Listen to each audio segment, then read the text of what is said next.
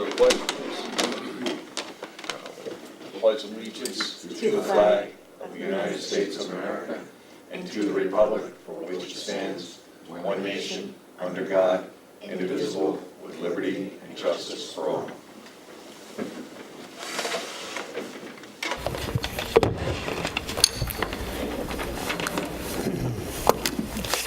Welcome to the Thursday, August 11th public session of the Board of Trustees, where we start off by recognizing the Employee of the Month.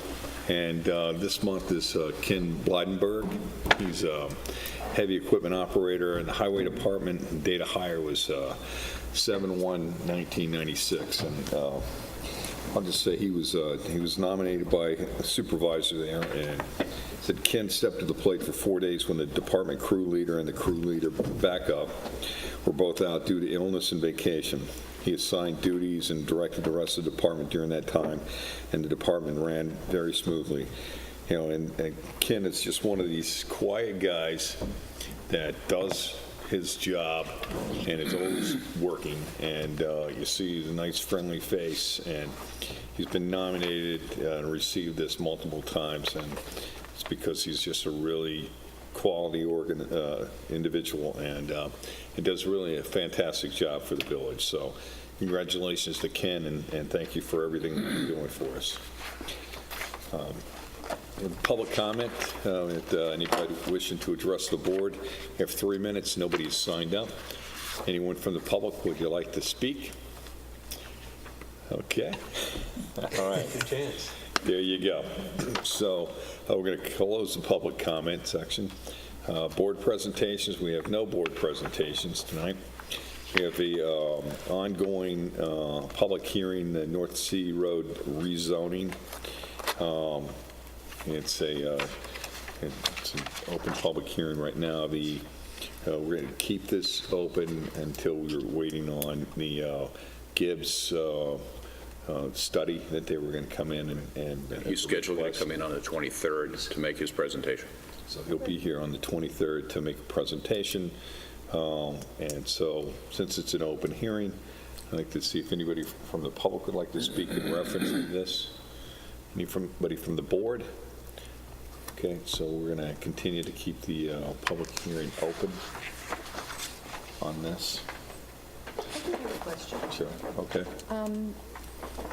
Would Robert Gibbs' analysis of all of this include a traffic analysis? Because that's my biggest concern about it all. No. Okay. And the reason why is that the traffic analysis would really be based upon each individual application. If someone came in and requested a special permit on the areas that we're talking about. Okay. So that's the, I think you do a 30,000-foot look at it all, and then each applicant allows, because you're right, I mean, the traffic is important, and depending upon the location. Also, I have another question regarding it. I mean, I know that you talked about it. We've talked several people, including Bo Robinson, who, came forward about it. He owns property near the post office and is interested in being able to develop it in a different manner. Yeah. But my concern is, what if someone there decides that suddenly they want to create a little plaza along there? How are we protected against that? And, I mean, that's a question Well, Well, anybody can put an application in. Right. So it's a special permit piece, and it is special permit. It's not special exception, right? The first draft had it as a special exception.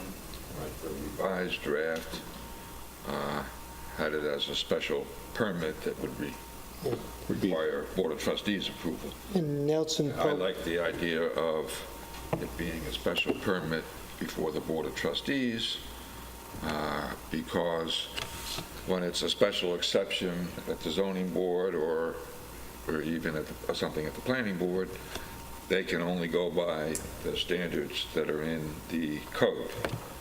When it's a Board of Trustees special permit, you could consider anything and everything having any relation to public health, safety, and welfare, which gives Board of Trustees a much stronger ability to deny an application than a zoning board or a planning board would have.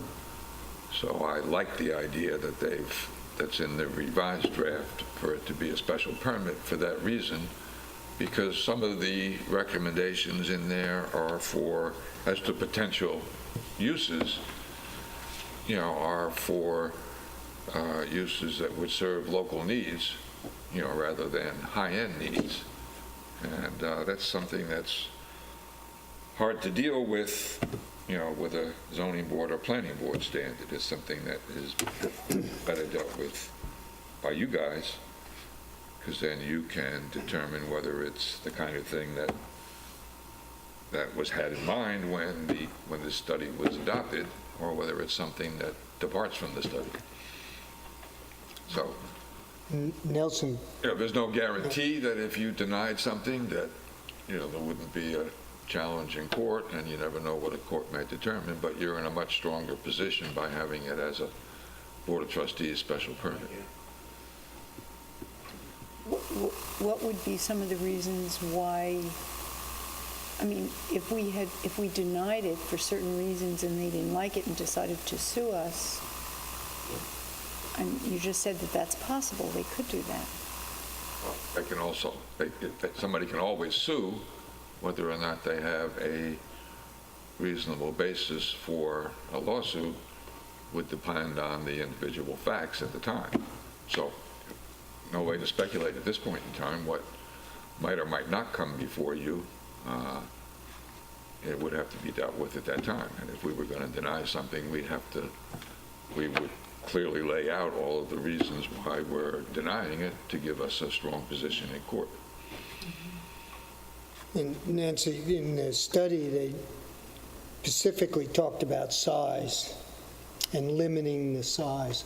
I can't remember exactly what it was. I think it was 5,000 square feet with a two-story building, reducing the possibility that somebody could put in a strip mall. And they also talked about the importance of the architecture that's present there, because it's a combination of both residential and commercial, and that mix should continue. And same thing with the placements of the buildings. Some are close to the road, some are set back, but they all have requirements because it's the office district for parking in the rear. So that would limit your ability to put that setback strip mall parking out front. As I also mentioned, this is not, at this point, this is not an actual rezoning. What it is a comprehensive plan component that would have to be adopted before an actual zoning amendment were proposed and proceeded with. So if this comprehensive plan gets adopted, there's a lot of conceptual stuff in there. When we get to a zoning amendment, we're going to want to spell out, in more carefully and strongly worded language, what the powers of the Board of Trustees would be. So this is not an actual zoning amendment. It's basically an idea that, if it's considered to be a good idea, would be put into the village master plan, and then the next step would be a zoning amendment.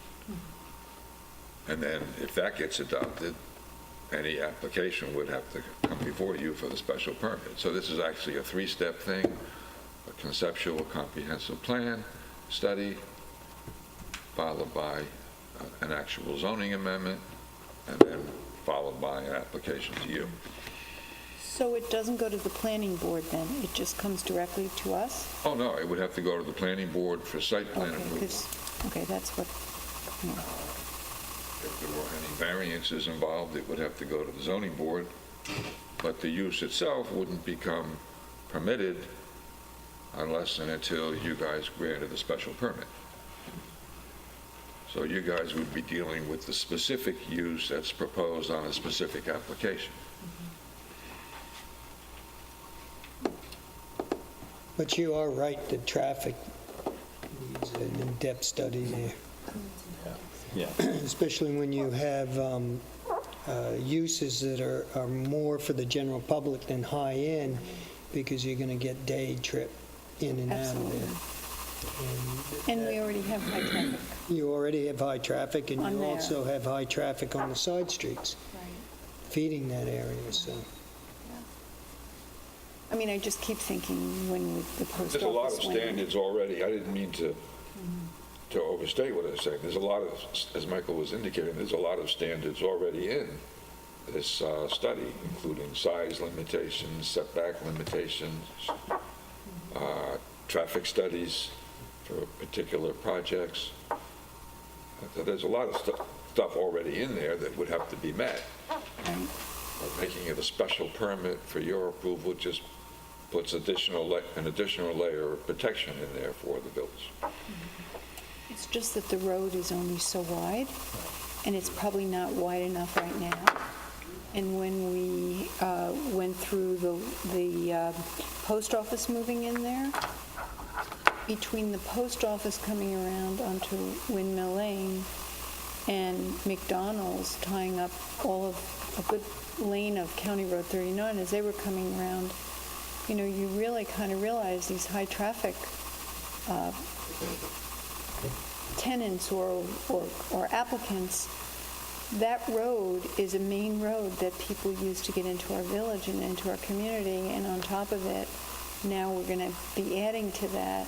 It's kind of like the supermarket, you know what I mean, up on County Road 39, but that's worse in my mind, but it's similar to me, and you know, unless, I mean, office goes, stays, and then leaves. So if you're going to have a tie-up at all, it's going to be at a certain hour, but this is all day, in and out.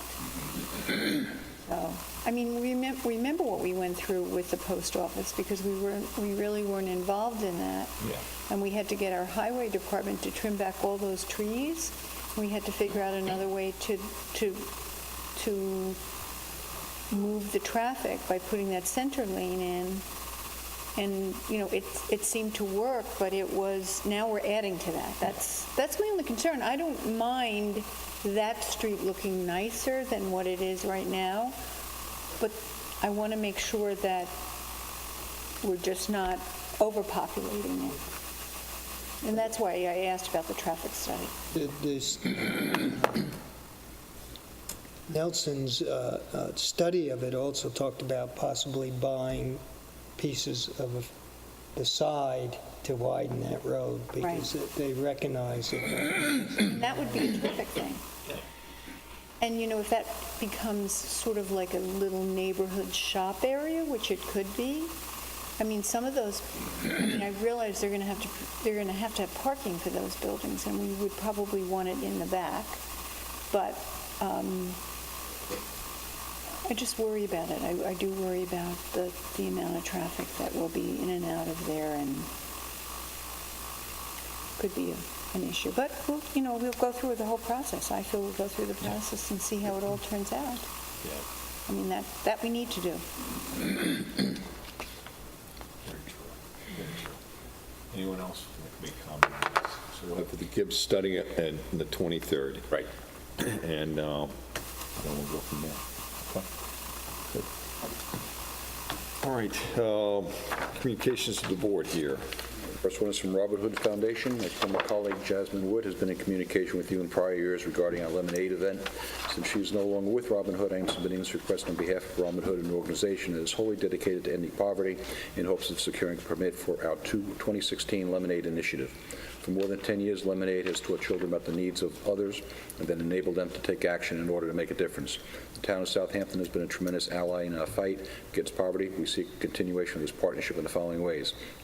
Lemonade 2016 will recruit families with children of all ages to participate in giving back during Labor Day weekend. Each participating family will be supplied with crafts for decorating a lemonade stand in advance of the event, and then invited to set up in an approved area. Lemonade to take place on Saturday, September 3rd and Sunday, September 4th, 2016. Time for the event will be restricted from 10:30 a.m. to 4 p.m. Participating families will design and structure lemonade stands Program guidelines will specifically mention that costumes are not permitted. Locations where activity takes place will be restricted to the village area or private residences. Public locations with given permission include Juice Press at 93 Main Street. Participants will seek the permission of any business or property owner if desiring space in the village area. Written permission from each business owner will be provided prior to the event. Lemonade stands will be clearly marked by Robin Hood signage. In exchange for good at stands, i.e. lemonade, cookies, or any edible treat, participants will accept donations on the behalf of Robin Hood. Robin Hood currently funds several programs in the Long Island area, including Island Harvest, Interfaith Nutrition Network, and Feeding America, among many others. Donated proceeds will be used to continue funding schools, food pantries, homeless shelters, job training programs, and other vital services in Long Island and New York City. Please let us know if you require anything more, and thank you for your consideration. Mary Ann McCrae, Director. Yeah, we've done this every year in the past, so I'd like to make a motion to authorize Robin Hood Foundation to hold their lemonade sale in accordance with their letter dated July 24, 2016. Second? Second? All in favor? Aye. Two is in 24/7 emergency care. For the past 12 years, the emergency department has been holding a post-Labor Day gathering for their employees and family at Cooper's Beach. We would like to do this again on Wednesday, September 7th, 2016. It is dinner from 6 to 10 p.m., attended by approximately 70 people. The event will be catered by Catinas. We will be providing insurance certificates to indemnify Southampton Village of any responsibilities. In the past, we have paid a village employee to come after the party to clean the bathrooms. We'll be happy to do that again. We'll be honored to have you as our guest. Darren Wiggins, Chairman, Emergency Department. Again, it's something we do every year with them, so I'd like to make a motion to authorize the 24/7 emergency care PC at Southampton Hospital to utilize Cooper's Beach in accordance with their letter dated August 8, 2016. Second? All in favor? Aye. Last You know one's- they're watching to make sure that we all voted yes, because if we end up in the emergency room, they're going to be like, oh, you guys are the ones That's who, right. you're the one voted no for our party. It has to be unanimous. And the last one's from Cook Marin. Cook Marin and Associates is interested in having our end-of-year summer barbecue at Dune Beach on one of the following dates, September 14th or the 15th. The following week we can schedule as well. The party would be from 4 p.m. to 7 p.m. We expect to have around 45 employees attending. The food will be supplied in-house, and we would like to serve beer and wine as well. We would like to request access to both the bathrooms and electric. Please let me know if you have any questions. Sincerely, Kelly Monahan. Does this have to be in front of us? Because I don't see this. Usually do because it's Dune. I know we've done it every year. Yeah. So I didn't know I couldn't remember if it's just been in front of the village board. Right, To versus vote event. on this, because it's under like the 100 people and it's Right. just an event that Yeah. would be, I mean, It's a company. you could vote on Sure, it we can- anyway, but yeah, it's just, but I know they do it every year too, so, Right, and they're our insurance company, so. right. But isn't it if it's a company as opposed to a person living in the village? Maybe that's it. Yeah, I think you're right on that, yeah. Thanks, Nancy. So I'd like to make a motion to authorize Cook Marin Associates to hold their annual barbecue in accordance with their letter dated August 3rd, 2016. They've asked for one of two dates, the 14th and the 15th. Yep, I'll work it out with So if we them. can work it out with them and make sure. Absolutely. Second? Second? All in favor? Aye. Okay, resolutions, item 1, resolve that the reading of the minutes for the work session of July 26, 2016 be dispensed with, and those minutes be accepted as filed by the village administrator, and the actions taken at that meeting be and hereby are ratified and approved. Got a motion? Motion. Second? All in favor? Aye. Resolved that the claims for the warrants dated August 11, 2016, totaling $264,518.46, warrant 5 general fund, and $309.48, warrant 6 trust fund, and village payrolls from the period from July 22, 2016 to August 4, 2016 be ordered and approved. Have a motion? Make the motion. Second? Second. Discussion. Page 1, AC Electric, Building Supplies, $1,340.05. Air and Gas Technologies, parts for the air fill system for the fire department, $1,527.81. Page 2, All Data Incorporated, annual subscription for auto diagnostic program, $1,500. Amchair Wholesale, Guns and Ammo for PD, $12,041.25. Black Gold Industries, 30 tons of cold patch, $1,857.59. Broad Marketing, Summer Newsletter, $1,805. Page 3, Buzz Chew Page 3, Capital Brothers, Fuel Tank for the Garbage Truck, $1,183.99. Cast Productions, July Videotaping Services, $2,568.55. Page 4, Coastal Fire Systems, a hose rack for Fire Department, $1,741.84. Cook Marin Insurance Installment, $6,500. Corworth's Auto Body Towing for July, $2,450. Creative Visual Systems, Sign Supplies for the Highway Department, $2,759. Delalio SFA, Drainage at Hillcrest, $5,000. Page 5, Dependable Hydraulic Bucket Truck Repair, $3,980.41. DeVito and Company, refund of the building inspector fees that was approved at the last meeting, $14,025. East Coast Mines and Materials, carting for the Highway Department and dumping fees, $1,215. EMT Government Accounting Services for July, $1,779.38. Firematic Supply, hose nozzles, $3,788. Windshield cutter for $1,398, and hoses, $1,308. Page 6, Fundamental Business Services, court fines for July, $2,524.50. Glens Falls National Bank and Trust ambulance LoSAP payment, $63,486.22. Page 7, Herrick Hardware, flowing on to page 9. July supplies, $1,840.68. Janison, Cooper's garbage cans, $2,526.25. Johnson Electrical Construction, traffic signal maintenance for July, $1,350. Page 12, Mayday Communications, maintenance contract for the voice recorder at PD, $3,500. Messiano Consulting, grant writing services for July, $3,450. Orban Auto Supply, parts flowing out to page 13. Parts for July, $3,874.56. MSC Industrial Supply Water Rescue Equipment for the Fire Department, $4,622.48. Page 14, Norsec & Son July Carting, $5,672. Page 15, Office of the State Controller June fines for the court, $23,589. Page 16, ProMark International Active Shooter Armor Kit for PD, $1,974.75. PSE&G Collection Services Traffic Signal Bill, $4,620, and $5,314.83 for the Fire Department. Pursuit Auto Emergency Division, PD Chief Auto Equipment, $6,553.47. Page 17, Rapid Recovering Towing for July, $1,850. Page 18, RS Sales, 2 payments for park supplies, $1,114.98 and $1,076.17. Page 19, Sprague Operating Reserves, 3,000 gallons of gasoline, $4,507.50. Suffolk County Water Authority Hydrant Rental Fees, $2,258.01. Page 20, Titan Overhead Doors, Fire Department Garage Door Repair, $3,244.34. Anthony Toho Legal Fees for July, and Vince Toomey Legal Fees for July, $4,292.93. Page 21, Vehicle Tracking Solutions, GPS fees for July, $1,079.55.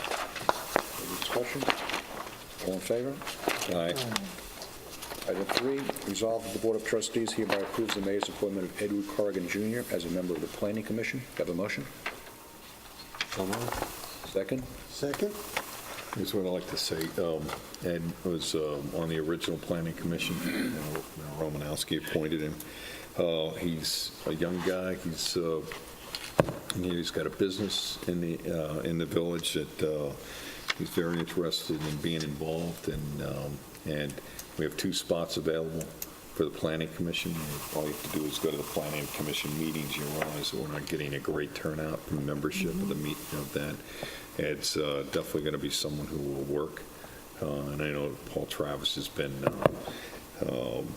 really pushing to try to get the 2 new appointments. And as a village resident, I'm trying to get involved with the Planning Commission also. That's a professional that would, I think, would be a big asset. So I hope that you guys support having Ed added on to there. So all those in favor? Aye.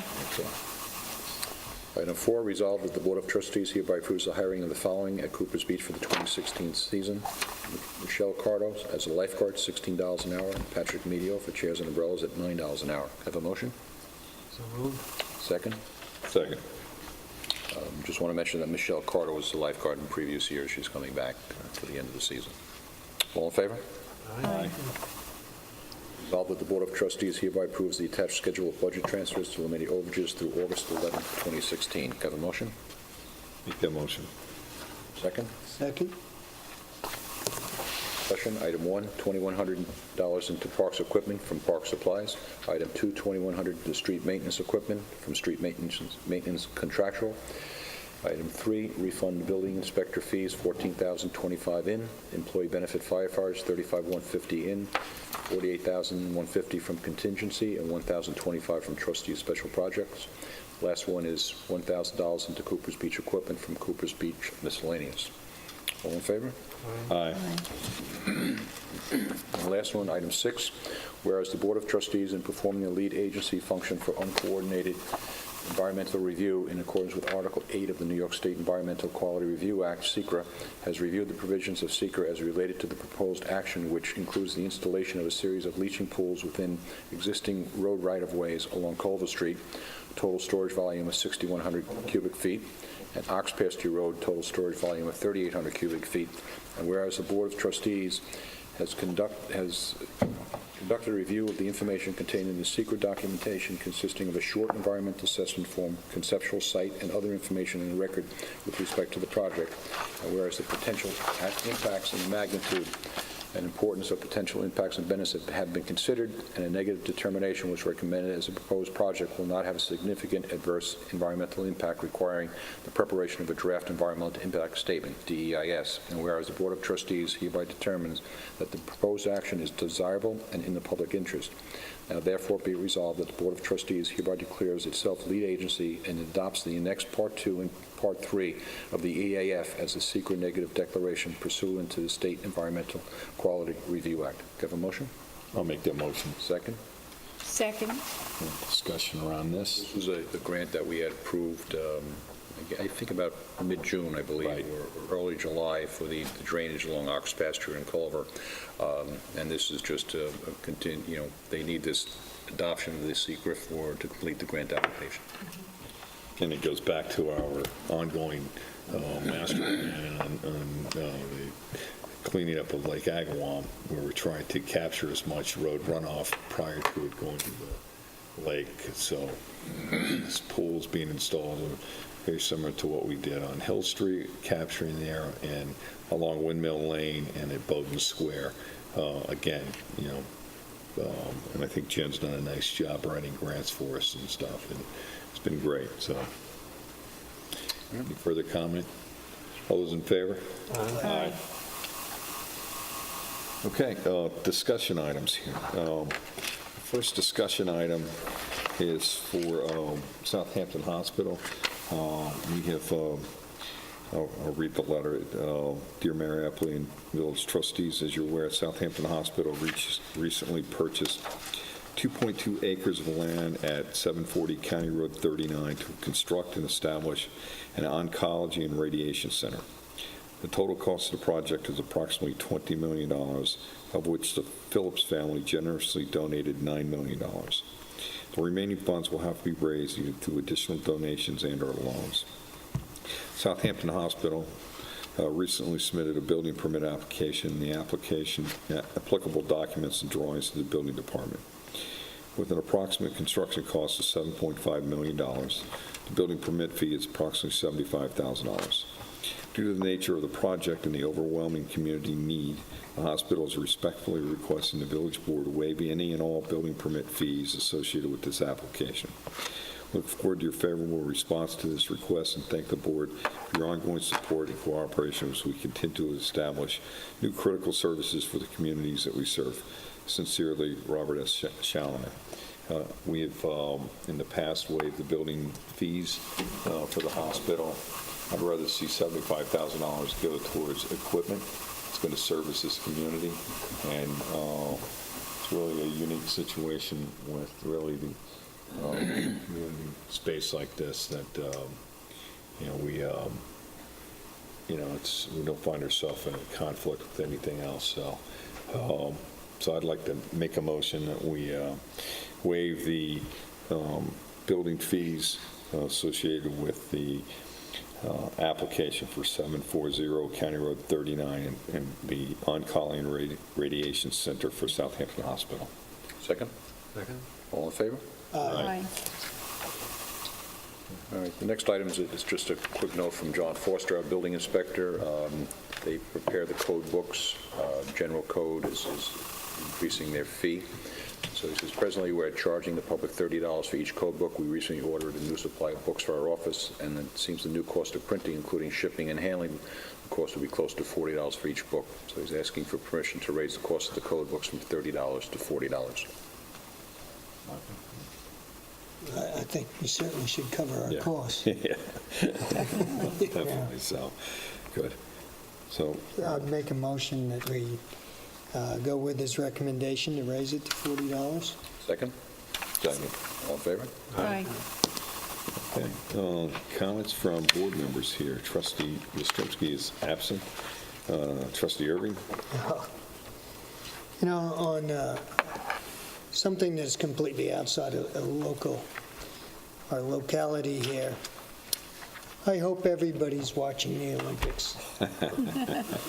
I mean, they are pretty spectacular. There is such a coming together of people from all over the world, every race possible, every gender possible. They're really quite something to watch and very enlightening. And, you know, one of the things that I find so great is these young kids have such dedication and determination. They are all going for the gold, and not one of them puts on an air of entitlement. Not Right. one of them. Every single one has really stretched out their existence and stretched out what they do to make it there to Brazil, and it's pretty spectacular to watch them compete. That is. No, it is. Great. Thanks, Mike. Trustee McGann. Don't really have anything to add. Trustee Hattrick.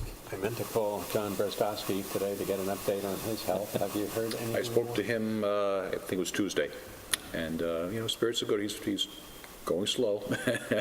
They start him on physical therapy. He's doing 3 days a week, but he'll be out Out of for the quite a while. hospital?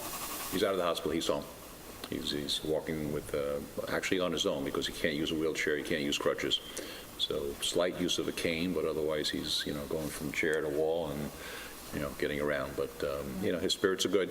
He's going to try to get back as soon as possible, but here, I don't think before the end of October, to be honest with you. But, he's got a long road ahead of him. But a lot of it's attitude, which he's got a great attitude towards it, so which is great. Yeah, I just have a couple things. Just a reminder on Saturday night, if you're around there's a vigil for the West Point cadet who lost his life at Cooper's earlier in the summer. It starts at dusk, around 7 o'clock. Starts at 7 o'clock. 7 o'clock. So if you're able to attend, that would be great.